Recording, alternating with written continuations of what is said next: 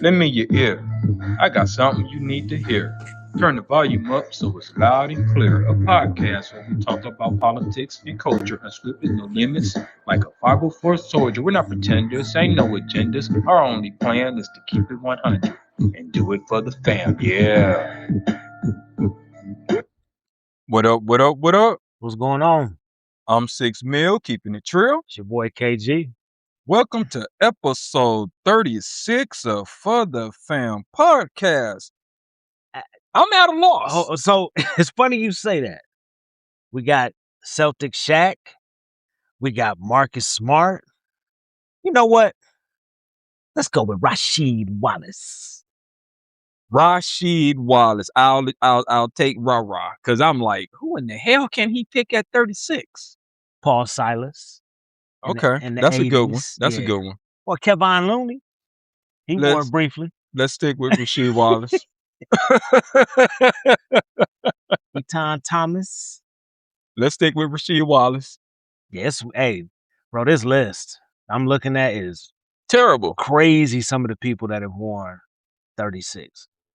Other than the brothers on here, the only one I know is Dave Cowens. Yeah, I'm all week I'm just like 36. Like nobody wears 36. I couldn't even think of nobody in football. Right. Hell, well, definitely not hockey, but football or nothing. Yeah, it's really just one of those numbers. So yeah, you're right. Rasheed Wallace it is, bro. That is the pick. Anyway, what we gonna get into today? So today we want to talk about liquor stores in the Black community. Why there's so many of them. And we'll touch on several different, from liquor stores, banks, grocery stores, etc. But the main topic is liquor stores. All right, so here's what I want you guys to do, because we won't have much quantitative data to support these claims that we're going to make, not because it's inaccurate, but because only a few people have actually done the studies on this. So we'll have some stats and we'll try and remember to name the sources, but most of this is just things that we know from lived experience. So if you don't believe me and you just happen to live in a Black neighborhood or a Black community, or you live close to a Black neighborhood or a Black community, just pay attention next time you're driving through to how many liquor stores you actually see. You'll be shocked and you'll recognize and realize that we are not making this up when we say that there is a big disparity between the amount of liquor stores in Black neighborhoods / communities versus white neighborhoods. Can I give you a brief statistic? Yeah. So there was there's a study done on Oakland. 1 in every 298 residents in the Black community. That's how many liquor stores. 1 for every 298.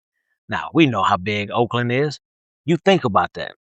In the white area, Piedmont, 1 every 3,000. Yeah, basically it's like a 1 to 3, 1 to 4 ratio between Black neighborhoods and white neighborhoods when you look at it as far as liquor stores. And listen, I'm not going to sit here and pretend like I don't drink. My bro KG does not drink. I still think that's amazing. I occasionally do have a drink. I'm more of a social drinker. So I'm not going to just sit here and like poo on, liquor in itself or alcohol use in itself. I'm not going to do that. But we will on the business model.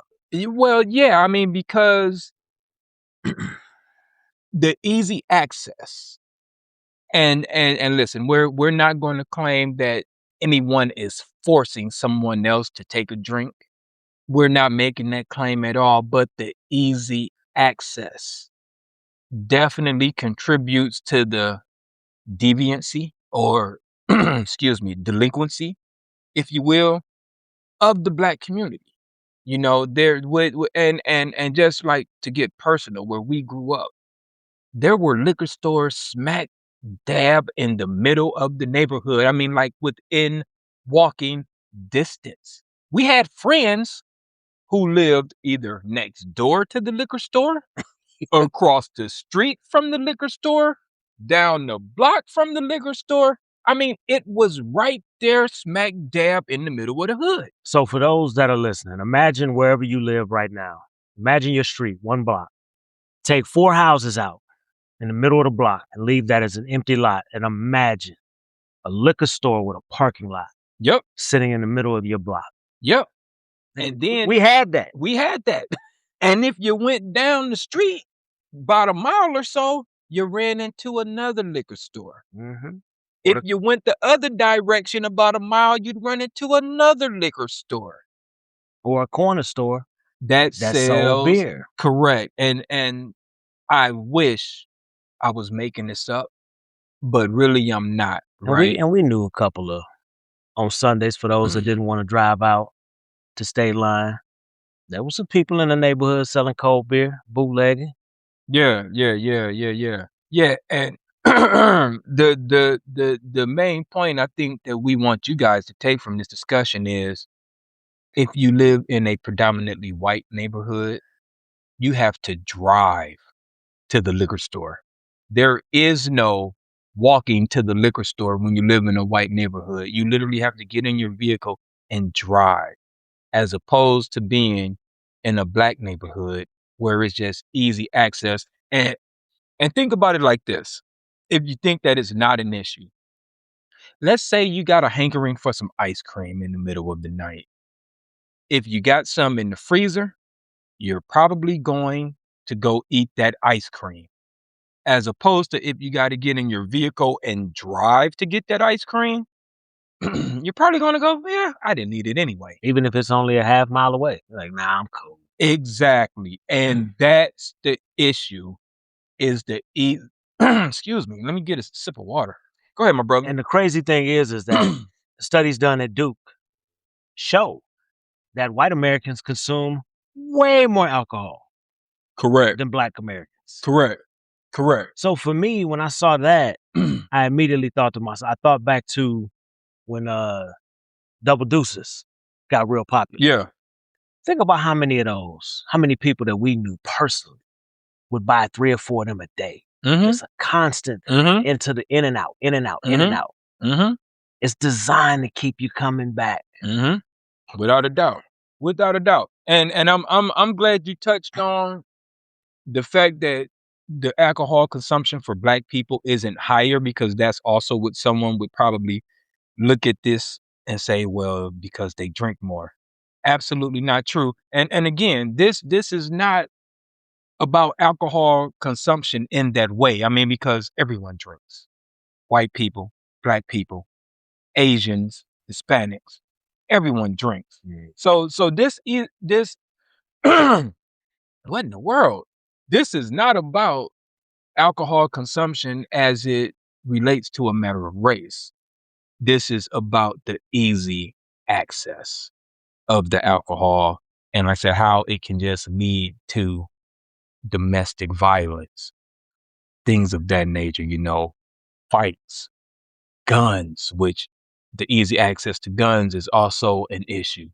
So that's what we want to highlight here is, I don't want to be a conspiracy theorist and say that this is by design, that this is purposely done to negatively impact the black community. But when you look at all of the factors and the circumstances, I mean, it's just hard to get away from it. So I'm going to add on to that. Historically, richer neighborhoods have used zoning laws. Correct. To stop these things from happening. Yep. Now, the reason my brother just said it's not about race, because trust and believe, if somebody gets paid the right amount of money or zoning laws change, they will start popping up everywhere. Mm-hmm. Now, they might not get utilized as much and go out of business a lot faster. Correct. But they will go up. Yeah. And so basically, the number, to give a brief stat, is like 7 to 8 more times likely to be put in a black neighborhood as opposed to a white neighborhood because of the zoning laws, because of redlining, because of disinvestment. Basically, the land is cheap. So put a liquor store here.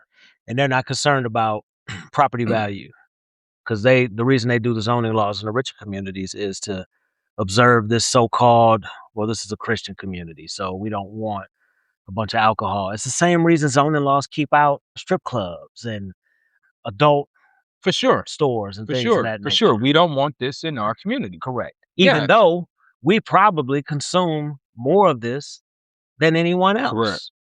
Correct. It's almost like gentrification for businesses. Kind of. I mean, come in, get the land cheap, except you don't build it up to push people out. You just build it up to exploit the community. And speaking of exploitation, it has always dumbfounded me that you could cash a check at a liquor store.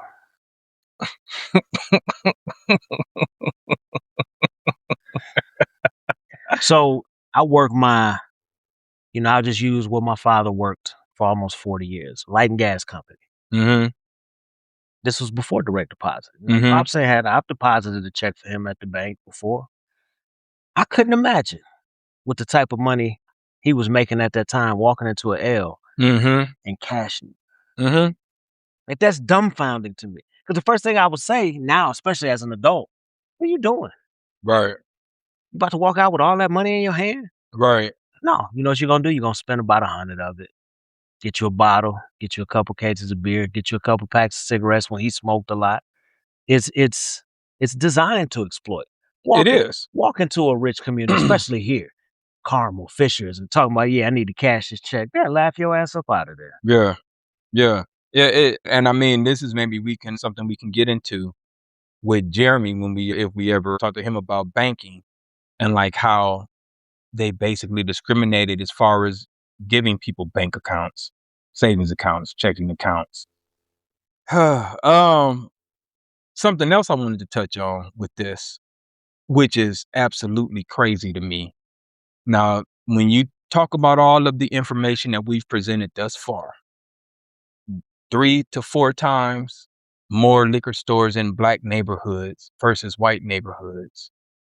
The crazy thing is, black neighborhoods are now becoming food deserts. So we got liquor stores all over the place, but there's nowhere to actually go and feed yourself, your family, etc. This is nuts to me. I mean, like you may have a convenience store that may sell some outdated stuff with like a crazy markup on it, but it's all like sodium rich chips, ramen noodles, nothing that's really good for you. So I find that also shocking that black communities are filled with liquor stores and convenience stores that sell you junk, but yet there's no grocery stores in black communities. So I'm gonna take a step away from the black community for 1 second. Mm-hmm. So my previous job, as you know, took me all over the place. I was at that job a little bit over 5 years. Mm-hmm. As a driver, as a manager, as a regional manager, whatever. I watched the local grocery stores in some of those small rural communities out in white neighborhoods decline year after year after year the second a Dollar General went into place. Interesting. Every single time. Did you know that there are places like Tulsa, Kansas City, and Fort Worth are trying to ban dollar stores? Because people are like grocery shopping at dollar stores? Because it draws people away from the grocery store. I watched the shelves just go barer and barer at some of those rural grocery stores. 2 or 3 of them closed completely. Our orders that we used to take in would go from 50 cases down to 30. Or they go from 2 deliveries a week down to 1 every other week. They have enough items in a Dollar General where you can actually grocery shop? Oh, yeah. Really? Oh, yeah. But it goes to what you just said. It's sodium enriched items. Yeah. But I'm like, can you get like some ground beef or like some chicken breast at Dollar General? Oh, bro. Really? shit, 16, 20 feet. There's one on the east side. Well, no, that one closed. But there was one on the east side that closed down before I left the previous company. Shit, man, they had 24 feet of freezer space. Interesting. I've never Shrimp, everything. this Dollar General down here. Mhm. I've never even paid attention, bro. Yep. Shrimp, ground beef, hot dogs, the whole shebang, bread, everything. But you know what you can't find? Fresh fruit. Mm-mm. I can't go in there and buy. Fresh veggies, fresh fruit. Yeah, Yeah, exactly. yeah. So yeah, that's one of the big issues. That's interesting. And people don't even pay attention to it. They see a new shiny thing pop up in their community and they start shopping there. Next time I'm in there, I'm going to check and see what's in Oh, those dude, you freezers. can fill up a whole cart in there. And the only thing that you would have to go somewhere else to get is your meat. You know, fish, chicken, ground beef. But you can buy cereal, canned goods, seasonings, everything your house would need. Except for like, well, no, I take that back. They do have the ground beef and everything. It's in the frozen section. Man, you got me wanting to go down there right now and take a look. That is so interesting, But bro. it's the new shiny thing. Which is contributing to the food deserts. Yep. Wow. Whereas for me, I enjoy going into those old ass grocery stores and shopping. Mm-hmm. Every time I saw them or whenever I would deliver to them, I have to visit them. I'd always end up spending money in there. Because Mm-hmm. a lot of those places had the small, like in the back, like you can buy lunch, mac and cheese, green beans, whatever. You know, Dollar General ain't offering that. That is crazy. Mm-hmm. I'm definitely going to try and remember next time I'm in there. Yeah, that's nuts, bro. Yep. They moved to those areas to specifically target those small discount, well, those small businesses. Well, it's funny you say that about Dollar General because some liquor stores are also becoming de facto Mm-hmm. grocery stores as well. Yep. They are selling, like I said, all of the chips and bread and all the other kind of stuff that not healthy for you, but something that at least fill your belly temporarily. So yeah, that's another thing is that yeah, it's one stop. You go get a drink and get you some bread and yeah, it's crazy. The state that we live in. I mean, we're children of the 80s. Mm-hmm. So none of this was around when we were kids. And now it's just like it's so prevalent. It's just it's nuts. Even though we didn't, like I said, there were a lot of liquor stores in the hood, in the neighborhood where we grew up. Because I don't want to call it the hood, because it really wasn't the hood when we were kids. In the neighborhood that we grew up in, Bro, we there, got pictures of me when I was like 3 or 4. We had a white picket fence in the backyard. bro. Look, my block was majority white, Yep. and until I was probably 17, 18 years old, it was probably more white people on my block than black people. Yeah. But we had a grocery store. I mean, it wasn't directly in the hood, but everyone knew where Burgers was. Then later became Sturks. You know, that was my father's first job. Straight up. 1967. Straight up. Yep, he was a bagger at Burgers before he got drafted. That's crazy. Yeah. And But then of course I started working there when it was Sturks. yeah, but yeah. So we had that. You know what I'm saying? Yeah, we would have to drive to Highland to go to Ultra or something like that, or Audi. Worked that too. Yeah, but you know, there was at least Burger where it was walking distance. Was it a long walk? Yes, but it was walking distance. But that was back in the time when everybody was always outside. So walking those 13 blocks, you were gonna run into Right, cousins, right, friends, right. or a ride. You was gonna run Or into you was somebody. gonna run into somebody that would give Boy, you a get your ride. ass to the car. Yeah, Take you up the there. only thing I would think is like you know, trying to walk all that way with a bag full of groceries would be kind of. But then there was also the bus that ran up and down Columbia all day, every day. Sure did. Yeah, so it's just foreign, and I wonder if there's a link between like all of these new cancers that have been popping up all over the last 10, 15 years. You know, now they're cancer for this and cancer for that, and now this causes cancer. And I wonder if it's related to all of these food. I'm getting way off topic here, but if it's related to all of these sodium filled products in these Dollar Generals and, these liquor stores that's selling just crap to the communities. I wonder. You and I had the sodium conversation, last week? Yeah. And like I told you, whenever When we I do finished eat, recording last week, yeah, actually.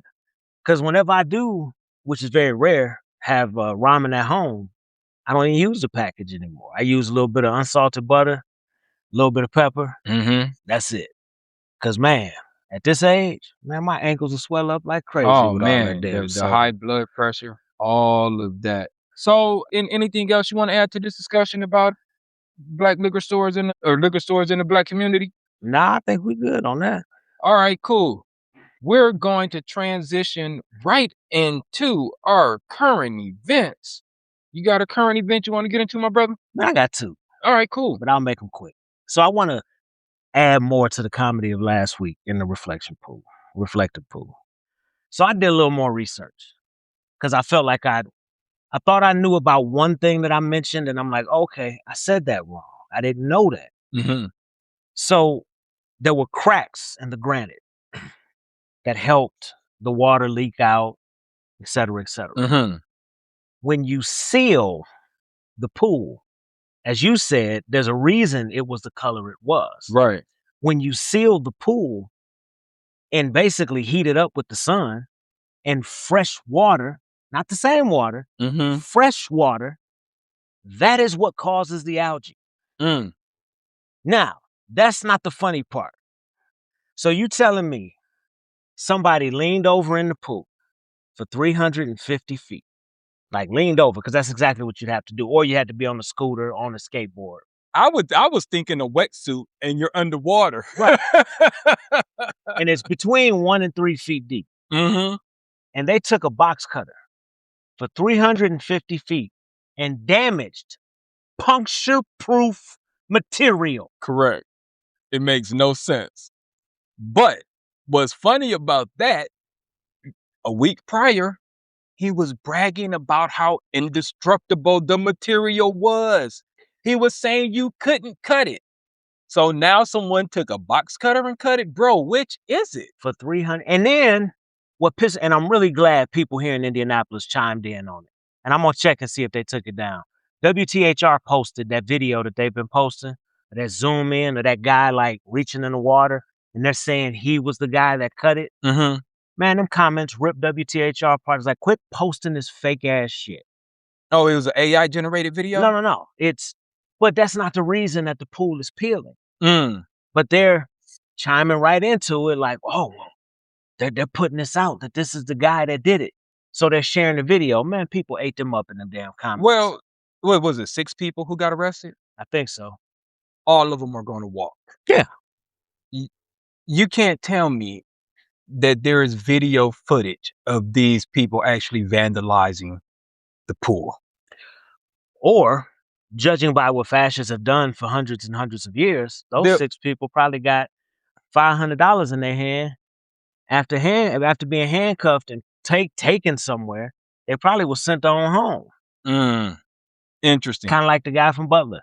I mean, we will talk about that another day. Interesting. And, hey, so yeah, it's funny you say fascists because now they have National Guard, I believe it is, patrolling the area with an automated message playing. Fascists. Something that's supposed to be free to the general public isn't free. You can't loiter. It's nuts. Absolutely fascist, bro, that you got armed troops patrolling the reflecting pool. But don't call them a fascist. Nah. Don't call this regime fascist, but they're doing everything that a fascist would do. But we're gonna arrest you for speaking up. Man, kiss my ass. Go ahead, bro. So the second one. What the hell make this dude think somebody want a passport with his damn face on it standing above? Now, you see the original design was just his face. That stupid ass face. Mm-hmm. Now it's him standing over the Resolute desk. Here's the funny part. In that passport book, it says, welcome, be good, or something. Mm-hmm. People use their passport to leave here. Right. You're saying welcome. What? Welcome home? Like, well, I guess when you leave, you do have to show it to get back in. But right. I don't know. I don't know, bro. All I can say is I'm glad mine don't expire for a while. But here's the thing. I'm gonna throw it out there for everybody that's saying to themselves, well, I'll wait to get a passport until he's gone. You have to seek these out. You can get a regular passport. Mm-hmm. I went on that site immediately and started Mm-hmm. filling out and looking to see. Mm-hmm. You'd have to seek out that America First Interesting. 250 nonsense ass. Man, I couldn't imagine if that shit became universal and I got to walk around for 10 years with that shit in my. Again, fascists. What other president would even think to do something like that? Which is funny because Obama said recently, I didn't have time to think about that stuff because I was actually doing the job. Give it a year. You're gonna start seeing people with his picture up in their homes, Oh Lord. hanging above the TV, which Oh Lord. I'm sure some of them already doing. Hell, some of them, I ain't gonna say that because family show. People got blow up dolls, comforters. Man, listen, real quick. I remember during his first administration, I was brushing my teeth, turned the electric toothbrush off. I was using floss. Mm-hmm. The TV was on in the background, and I heard, "Get your Trumpy bear." Like, what? Then I came out the bathroom, turned the corner, and looked. Did you know during his first administration, there was a bear, a teddy bear. He wore a "Make America Great Again" hat. He had like a suit jacket on, and it was called the Trumpy bear.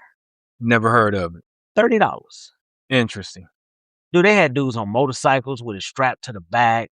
The average everyday housewife or the kids hugging it. Trumpy bear. Wow. Went right by me. Never even seen it, bro. Had no idea. Had I never seen that commercial, I would have never heard about it. But again, also part of the grift. Oh, Part of the grift. The guy is nothing but a grifter. lifelong. Yes, sir. Were you finished with that, bro? Yep. All right, cool. For my current event, I'm going to talk about the primary results in New York and Maryland that happened earlier this week. And I'm going to bounce around, but it's all going to make sense. The first thing I want to talk about is the low voter turnout.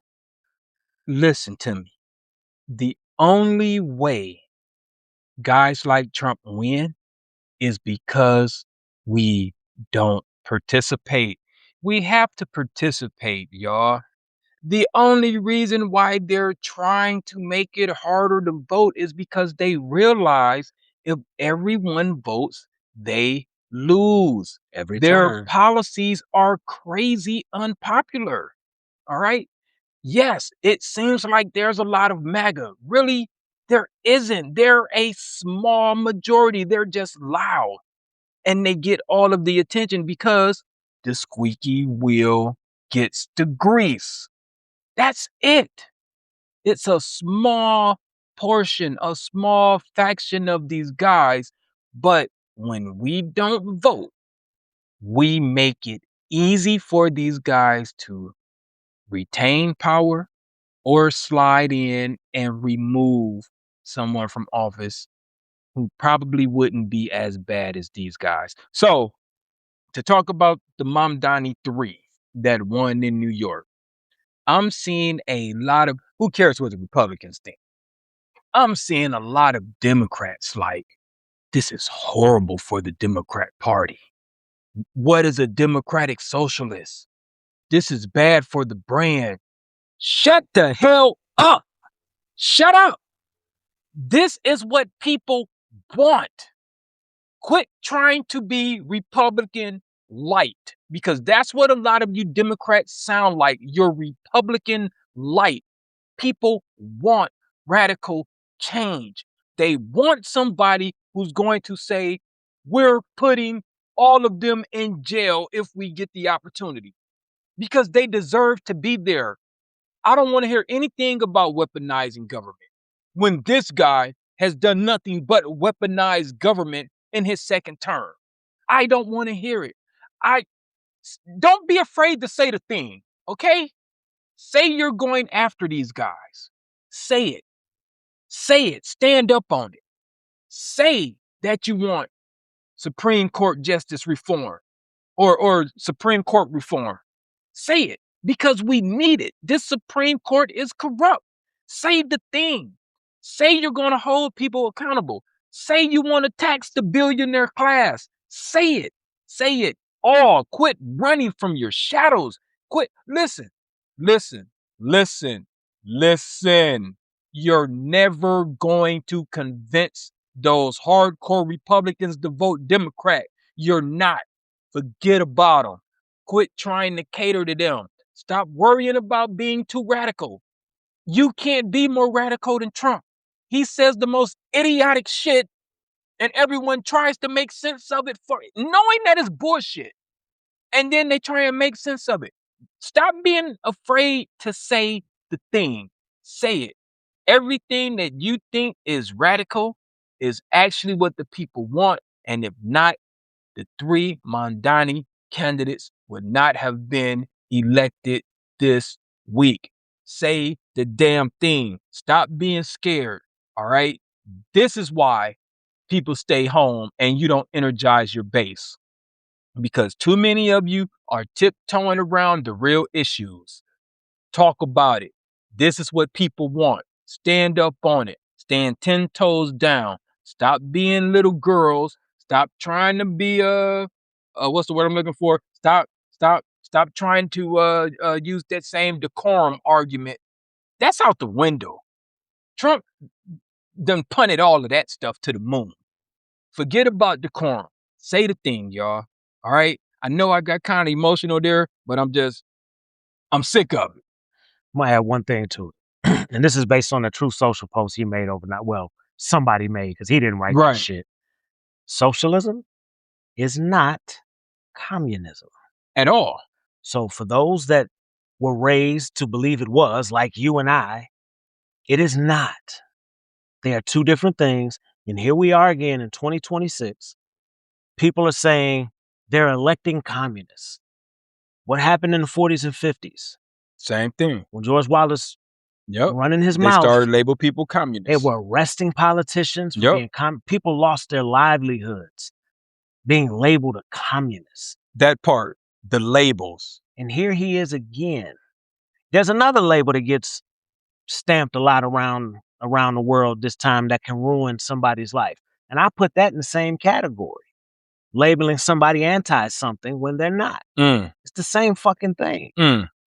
The labels. We can't be afraid of the labels. Right. And too many Democrats are afraid of the labels. Listen, I'm gonna do a little I did a video about this on my YouTube page. Communism isn't bad. I think it's the title of it. It is. I break down the difference between communism, socialism, and Marxism. Go and check out that video and you will get a better understanding. But here's something also. We already have a partial socialistic economy. Always have. Always have. Always, bro. Social Security, free public schools, that's all socialism, okay? We already have it. Medicare, Medicaid, those are all socialist programs. We're already living it. So, again, Democrats, don't be afraid of the label. Stand up on it. Stand up on it. This is what people want. We're going to tax the billionaires. We're going to put the money to good use. And if you listen to people say, they pay the most taxes. Okay, yeah. Monetarily, they do. But it's because they have more. But when you get down to the percentages, that's different. The middle class pays more as far as a percentage than the super wealthy. And that's why you hear Democrats talking about raising taxes. No Democrat has ever said they want to raise taxes on the middle class.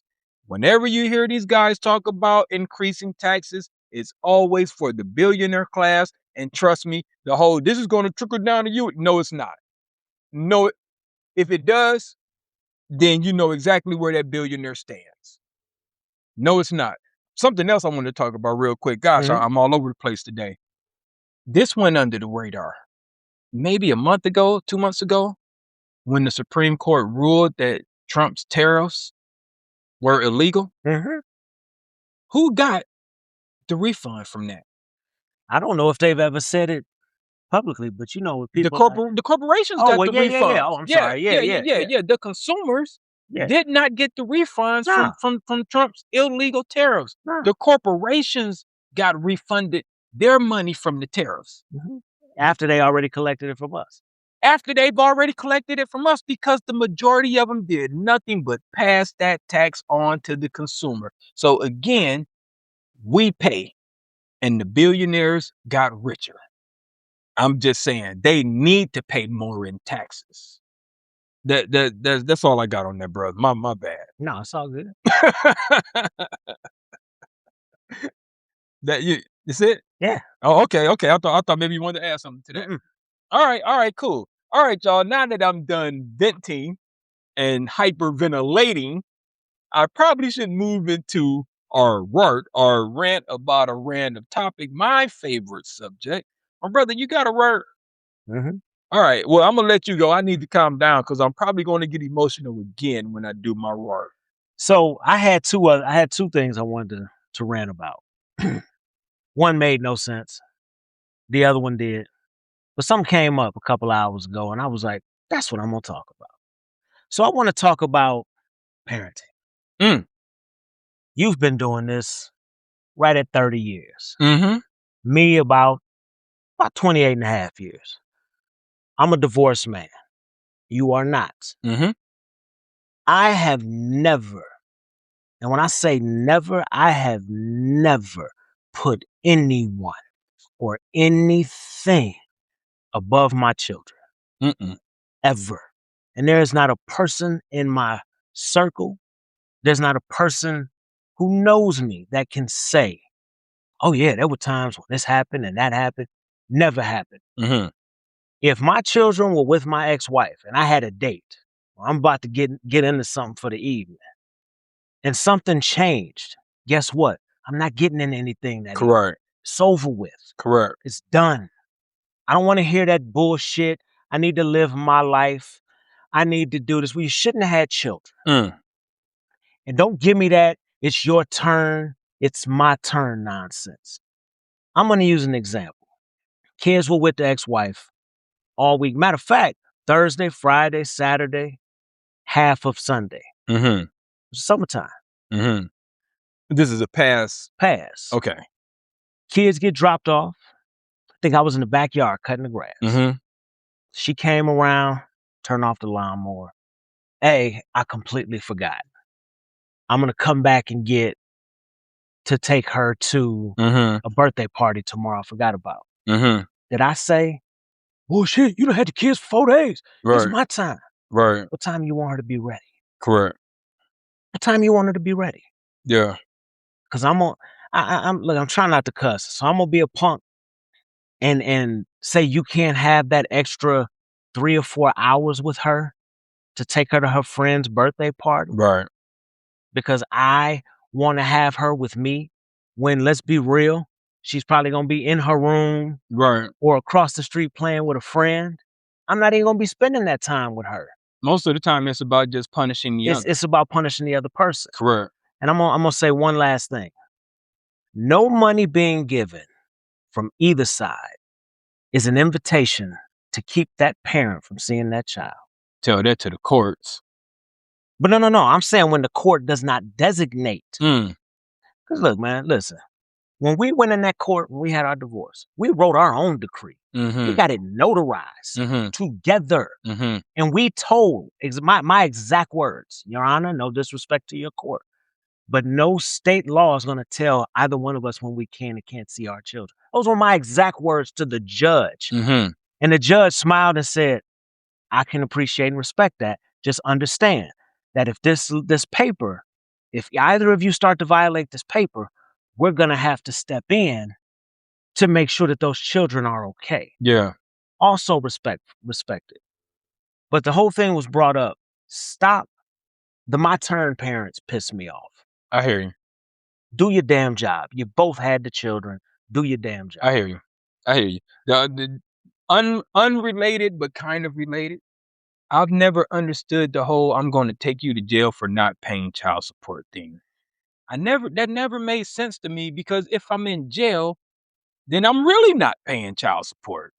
One, I think you're kind of a punk ass if you have to get arrested to make you pay child support. I think you're kind of a punk ass, because, like you said, it's just something that you should do.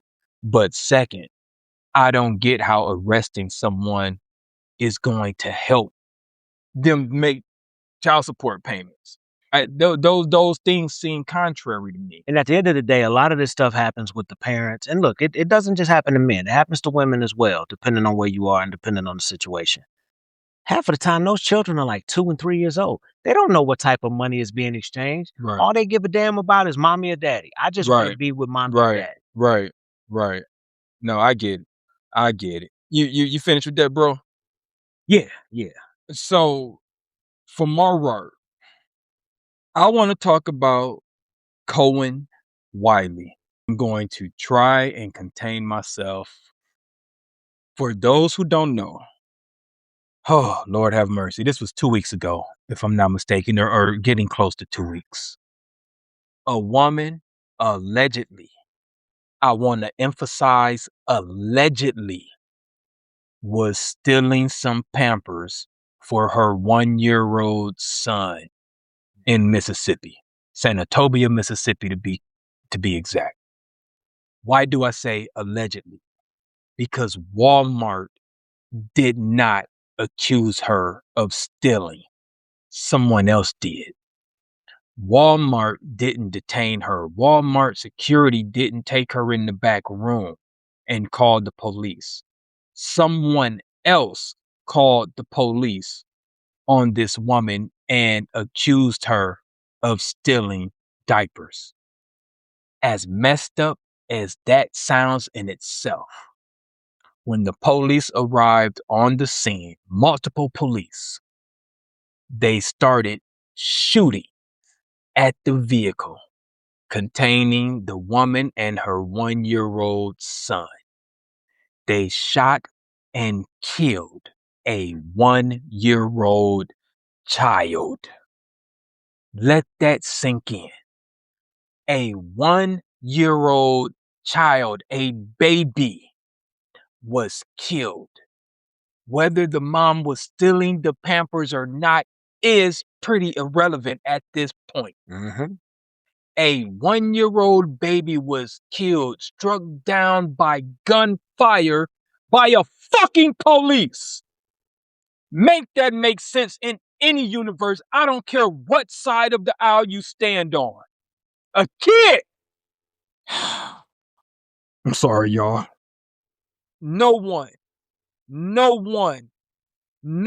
one operates with immunity or impunity.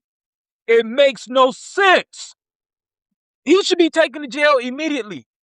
At the scene, give me your gun, put on these fucking handcuffs, you're going to jail.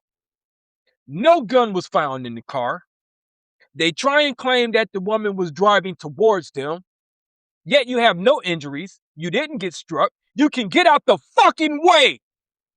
They killed a baby, y'all. There is no justification for that. None. I don't care who you are. I don't care what side of the aisle you're on. I don't care if you're black, white, orange, green, Republican, Democrat. There's no justification for killing a fucking baby. We need to change. We need to change, y'all.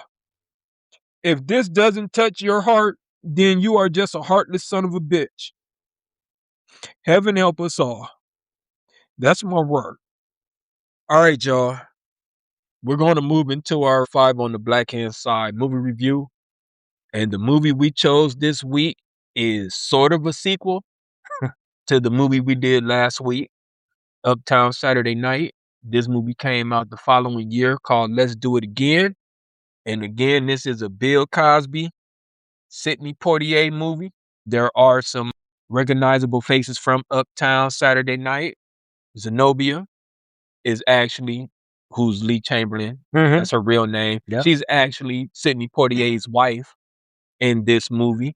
Calvin Lockhart, who was Silky Slim in Uptown Saturday Night, is actually Biggie Smalls in this movie.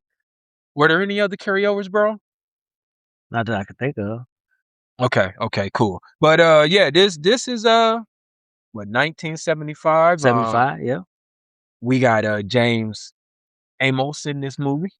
John Amos. John Amos. I'm sorry, I'm thinking of Good Times, Kansas which City. is what most people will recognize him from, as being James Evans on Good Times. We got Jimmy Walker in this movie. For those who are fans of The Chronic, the $20 sack pyramid skit. Remember Snoop's name was Bootney Lee Farnsworth? That's correct. Absolutely. Also, wasn't one of Puff that assistant guy that was working for Puff? Wasn't his name like Farnsworth Farnsworth? Bentley. Farnsworth Bentley. Okay, yeah. Yep. Gosh, now my mind just went blank. You got the great late Ossie Davis in this movie. Yep. George Foreman, a great cameo. That scene was just great.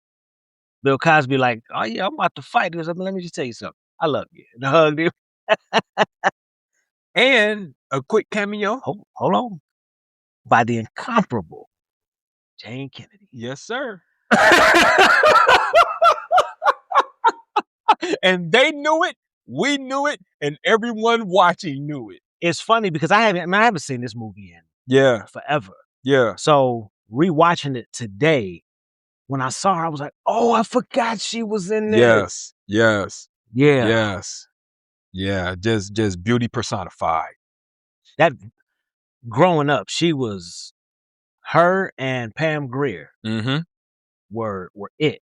Well, she broke the glass ceiling, basically becoming like the first black sports sideline reporter, I guess is what I'm trying to say, on CBS, right? Yep. Yes, sir. Yeah, freaking Jane Kennedy. All right, my brother, go ahead, take it away. So, well, shoot, we kind of did. It's all good. So here's the premise: Clyde Williams with the Sidney Poitier, and now keep in mind too, although this is a sequel, Sidney Poitier and Bill Cosby played two different characters, just completely different. Sidney Poitier played a milkman. Bill Cosby was a forklift operator. They belonged to a fraternal lodge called the Brothers and Sisters of Chaka, which is the way they pronounced it. Right. Which is basically the Shriners. Okay. They belong to they desperately need $50,000 to save the community building and retirement home from foreclosure. To raise the money, Billy convinces Clyde to travel to New Orleans and use Clyde's secret gift of hypnotism. They find a scrawny, hyperactive underdog boxer named Bootney Farnsworth, which we forgot to mention, J.J. Walker. Is J.J. Walker, yes, sir. And hypnotize him into thinking he's unstoppable and an aggressive champion. They place a massive bet on him, win the money, head home. The chaos starts when two rival underground mafia bosses realize they've been conned and force Clyde and Billy to do it again. Hence the name of the movie. Correct. So this movie had a budget of $11.8 million, and it made $25 million plus at the box office. Doubled his money. That's a success. In 1975. Yeah, that is 100% a success. One of the funny things that I completely forgot, the extended version of the Staple Singers track, Let's Do It Again, has a lot of sexual noises in it. Really? Oh, yeah. I didn't know that. Go back and watch the beginning and the end of that movie again. Well, the Staple Singers actually did the entire the entire soundtrack. Yeah, for this movie. Yeah, and it actually starts out, you'd recognize, because so many rappers have used that sample, that you'd recognize. Dun, dun, dun, dun, dun, dun, dun, dun, dun. But yeah, so, oh man, I enjoyed watching this movie so much. And like, these used to be like the late night Saturday movies. Yes. On ABC. So you would only see them like every once in a while. So to just, hats off to technology that we can watch this now whenever we want to. But yeah, man, I just really enjoyed this movie. Again, a few sexual references, but not really crude humor. Not a lot of foul language. There was some, but not a lot. Yeah, not much at all. Yeah, not a lot of violence. even though there were innuendos, a lot of threats, but no real violence. Funny ass threats. Yeah. Just one of those good, wholesome movies that you can watch as a family and enjoy. Personal question. Mhm. Have you ever been hypnotized? No. Do you think you would be susceptible to hypnotism? No. Me, neither. No. Even though I enjoyed the whole premise of the movie and everything, I'm like, I don't think that would work, and I don't think it would work on me. I think I'm too strong-willed, and they say you have to be like highly suggestive Mhm. in order for it to work. And I think the natural skeptic in me would always be like, "Man, get out of here." Let's talk about these ridiculous ass disguises. Okay, So for one, Sydney's wasn't that bad. man, Sidney looked like a pimp from Detroit in the 70s. But he was supposed to be a gangster, though. Yeah. But he had the cape. Yeah. Like, remember when they sat down at the fight and it hit that lady's head? Yeah, And she like, "Man, what the hell you doing?" yeah. Bill Cosby had on basically a capri outfit. He looked like a fancy baseball player. Uh-huh. He had on capris, and when he walked up to the table, here's the funny part. He reached in his pocket and pulled out a snub nose, looked like a snub nose 38. 38, yeah. Chrome 38. Pulled it out of his pocket, Yeah. put it in his waistband. It fell. Uh-huh. Now keep in mind, he talking tough Two gangsters. to gangsters, Yeah. and the whole time, now he unzipping his shorts, Right. pulling the gun through the zipper. Right. The whole time. He has on shades like Some breakdancing looking glasses. from Reading Rainbow. Oh, LeVar Burton. Like LeVar Burton in Star Trek. Yeah. Same type, Yeah. except smaller. Yeah. He's got a beard, the mustache that's thick as hell, and Correct. his hat is just sitting on his head. Correct. And I mentioned that his outfit was candy apple red. Correct. Was it like red and yellow ensemble? Yeah. Something like that. Yeah. Don't leave out the silk black socks Oh man. pulled up to his calves. But you know what's funny is, although I haven't seen this movie in forever, I've seen clips of that scene, Yeah. like, just in my algorithm. So as soon as it switched and I saw John Amos sitting there eating, Yeah. getting off the phone, I said, "Oh, Bill Cosby about to turn the corner. Yeah. He about to turn the corner with that stupid ass red suit on." And there his ass And was. trying to pimp hard. Oh man, just comedic genius from Bill Cosby, actually, to be able to play that role. And like you were saying before we started recording, I wonder how many takes did they have to do for those guys to not just laugh hysterically at all of his antics. It really is just good, clean, wholesome fun, and you can appreciate the comedic genius of a Oh, Bill Cosby yeah. in something. Like, forget all the stuff that he's done later on in his life, but just in these films, you can appreciate the comedic genius of Bill Cosby just in his movements, his antics, just some of the phrases that he's using. I laughed hysterically when they were trying to hypnotize, or was it dehypnotize or hypnotize Bootney? Well, you talking when he was running and he couldn't catch it? Yeah, and they had to bring him to the hotel room. Yeah, that was him. They were And- trying to dehypnotize. And then they were, we just wrote the champ a song. Oh, Oh my gosh, that was hilarious, dude, man. Bill Cosby singing voice Terrible. is terrible. But you start to see in that movie the things that he carried into the Cosby Show. Mhm. I would like to talk to you. Right, That type of stuff. Right. The pitch of his Yeah. voice going up and down. Absolutely. Yeah. And just, laying behind that couch. One of the Yeah. things I didn't understand, why did the man and the woman decide to their reach hand- behind right. the couch? Like, what y'all looking for?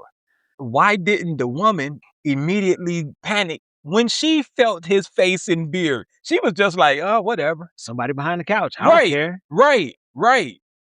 That was so weird to me. I'm like, okay, so she's just going to keep going. I'm used to having people laying behind my couch. Right. Weird. I did love his interaction with George Foreman, man. That was so funny, man. He took off all this stuff like, we can go do it right now, chump. Improvised, by the way. The whole thing. Improvised. Wow. But and George Foreman kept his face. But you had to think to yourself, this is improvised. When Bill Cosby walked up on him and was like, well, hold on, before we start, I just want to tell you one thing. Now, keep in mind, y'all, both of them are shirtless. Right. At this point. They brought the box. Right. And Bill Cosby hugs him, kisses him on the cheek, and tells him he loves him. Yeah, I love you, man. So, because they were teasing him about him crashing. Oh, yeah, looking at Jane Kennedy. For looking at Jane Kennedy, yeah. Yeah. And what the hell was she wearing to work? I don't know, but... And for those who are wondering, the name Biggie Smalls, this is where it comes from. Yeah, I kept saying it came from Uptown Saturday Night last week, but it comes from this movie. Yeah, but this is where the Notorious B.I.G. and several other lesser known rappers have taken that moniker of Biggie Smalls. Right. Absolutely correct. I'm trying to think what were some other great scenes in there. I love when they were chasing them. Oh, hold up. I skipped right over this little nugget.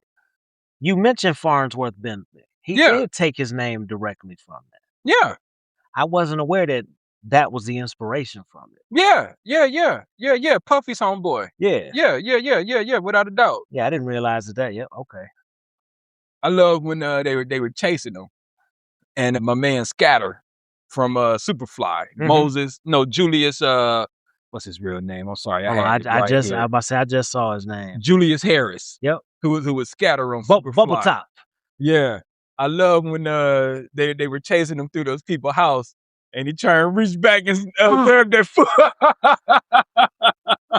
The funny part about that scene was Bill Cosby and them run through the house. They don't say anything. They don't say nothing. Them fools come in and everybody point at the window. Yeah, they went out the window. Yeah, he reached back and tried to grab their food off their plate. She smacked the Pow! Get back, Jack.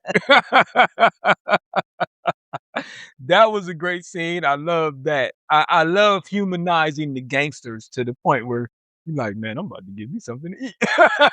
Wow. Shoot, yeah, let me grab this cornbread real quick. Yeah, I love that part.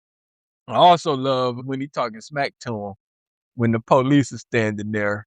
And with the donation? Yeah. And he telling them, if y'all don't cooperate and just smile, I'm gonna start singing like the Temptations. And then he talking mess to him and he like sausage nose. John Amos with them 2 gold teeth spaced out. Yeah. But hey, to their credit, they gave the money back. They only kept what? The 10,000 that they for the women's. Well, for the police fund. The police fund, correct. And then 5,000 each they were taking back. Yeah. So to their credit, they did some devious stuff. Yeah, they gambled, which we neglected to mention. Yeah, they did gamble, hustled the lodge's money, and won enough money to build a new center for the lodge. Correct. They didn't pocket any of it. Money. Yep. Well, Sidney Poitier did get a new Cadillac. One of them got a new Cadillac. That was a new car. Yeah. Bill Cosby, because he sold it. Okay, there you go. He sold it for $2,000. That's right. So they could take 18,000. That's right. And add the 2 and make it 20. Yeah. Yep. Reminded me of my daddy Cadillac back when we were kids. His was just yellow. It was just as long, just as big. I'm like, wow, same skirts. My daddy used to take off and make us wash with the SOS pad. Yes, sir. Wasn't no bleach white back then. No. You had to scrub them white walls with that S pad and you put them skirts back on there. Oh, I used to hate that so much. This is going to sound completely off topic, but it's not because you just mentioned skirts and tires. So I went and got new tires on the truck yesterday. They faced the white lettering out. What am I driving, a sports truck? And I didn't even pick because it was raining yesterday. So I just jumped in the truck. Yeah. This morning, when I got up, grabbed some water, looked out the window, was like, damn, they faced the white lettering out. Well, at least it ain't like a luxury vehicle. I hate when they do it to a luxury vehicle, or I hate to see a sports car with the white walls.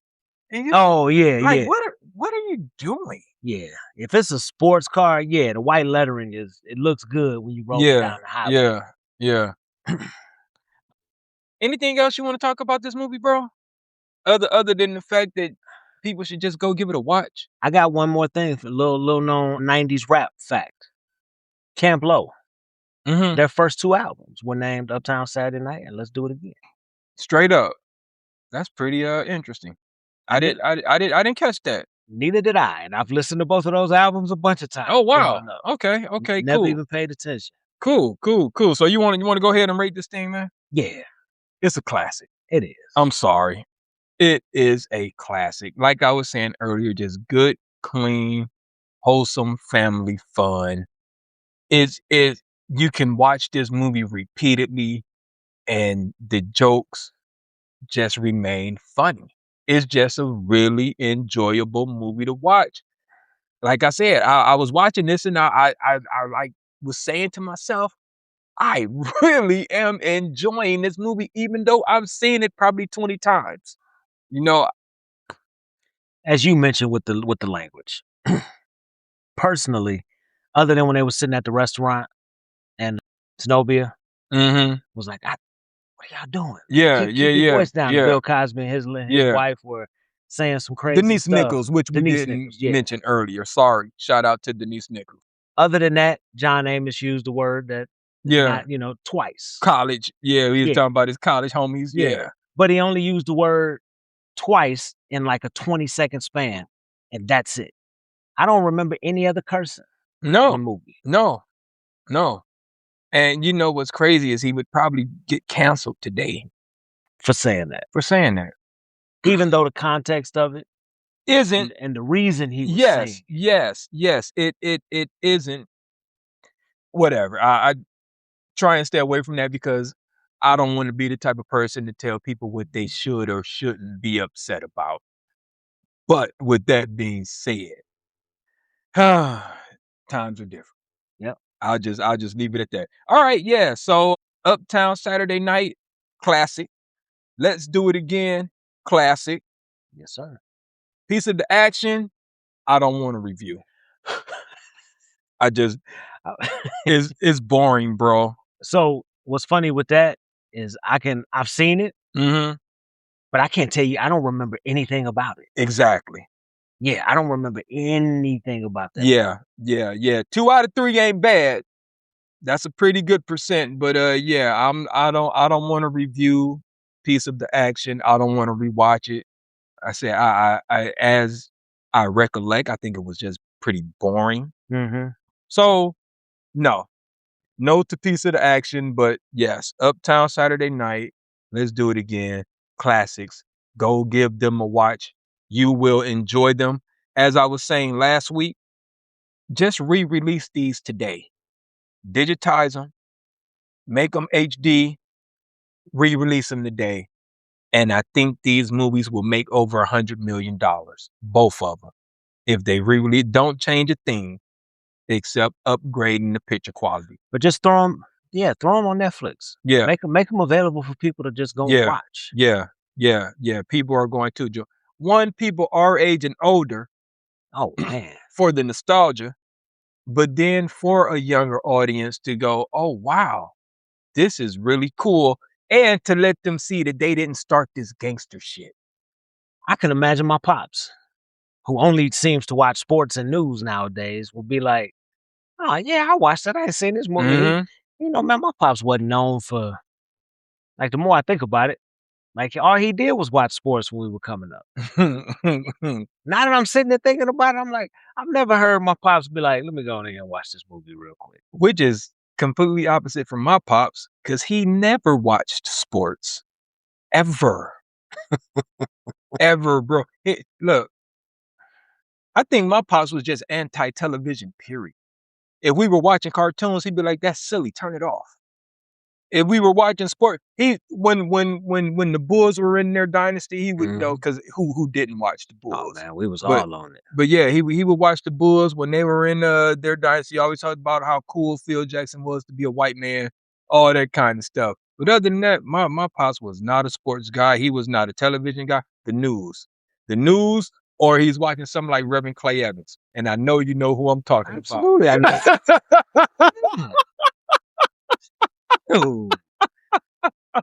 Man, that's what he would sit there and watch. It's something like Reverend Clay Evans, bro. Listen, we could have a whole series on me going to my grandmother's house and having to sit there on that couch with the plastic on it, watching Saturday Night Sing. Bro, all of that. And my grandmother, she was up. She wasn't going to sleep. She watched it. So I'm like, man, as soon as she go in the room, I could watch Saturday Night Live. No, sir. No, sir. Which is when you mentioned the awakenings the other week, I'm just like, all of that. That was Saturday night. You Yep. sit there and watch Clay Evans. You sit there and watch Saturday Night Sing, and then you would watch The Awakenings. And then on Sunday, you got your butt up and watched whatever was on that was related to, what was it? Was it Bobby Jones? Yes, Gospel sir. Hour? Yes, sir. The Bobby Jones Gospel Hour. Yes, sir. It was definitely, I don't want to say beat into us, but It was there. it was there. Yep. It was there. Anyway, y'all, that's our review for 5 on the Black Hand side. Let's do it again. Again, classic status. Go check it out. You will enjoy it. With that being said, we're going to transition right into our closing monologue. My brother, the floor is yours. Appreciate it. So, most people, when they hear a siren, what do you think of? Emergency. An emergency. Maybe a tornado rolling through down the street. But if you look back into the history of where we live, that sound meant something else entirely. I've lived in Beach Grove now about 7 years. It's quiet, it's home. But like a lot of towns across Indiana, it carries a shadow that standard history books like to skip over. Just a few generations ago, right around 8:50 p.m., just a few minutes before 9, the town siren would start. It would echo across porches, roads, and the city itself. To the people who lived there, it just meant it was time to lock the doors and settle in. But to a worker who didn't look like everyone else, that sound was a countdown. When that whistle blew, the message was clear. Your labor was welcome by day, but your presence after dark was a crime. People think that this kind of history just vanishes when you change the law. But patterns stick. At the turn of the century, which was 2000, Beech Grove was still 96% white. Even today, and the latest census data, it's 84%. Black people make up about 7% of the population. The signs at the border are gone. The old unwritten rules aren't talked about as much, but when you look at the numbers, you realize that the past just doesn't disappear. It does leave a footprint. If you listen closely to the quiet of a small town right before 9 o'clock, you can still hear the weight of that silence. I'm going to make it plain. My man is talking about sundown towns. Yeah. It's just a harsh reality that we have to face. Where I live currently, even though I am a light-skinned Black man, I would have not been welcome just 40 or 50 years ago. Shocking. Not 80 years ago. I'm 50. Right. In the 70s and 80s, I probably would have been pulled over walking down the streets in Beach Grove. You go down Main Street. Yes, y'all, it's called Main Street in Beach Grove. And you look around left and right and you think to yourself, wow, this place is stuck in the 60s. That's interesting, bro. I had no idea that they were an actual sundown town. And here's the crazy part. At my previous job, which I mentioned, all but 2 towns in Indiana, I've been in hundreds of times. Eaten there, know people there currently that I met and have stayed in touch with from the previous job, business owners. Yeah. Wow. 2 of those are notorious sundown towns, Elwood and Martinsville. Which is funny. We were talking about Martinsville having a Juneteenth celebration last week, which shocked the hell out of me. Great turnout, too. There's video of it. Great turnout. I was like, Black folks, white folks, great turnout. I told my wife, I said, what the hell am I looking at right now? Yeah. I said, this must be a typo. Martinsville is not having a Juneteenth celebration. Yeah, they sure did.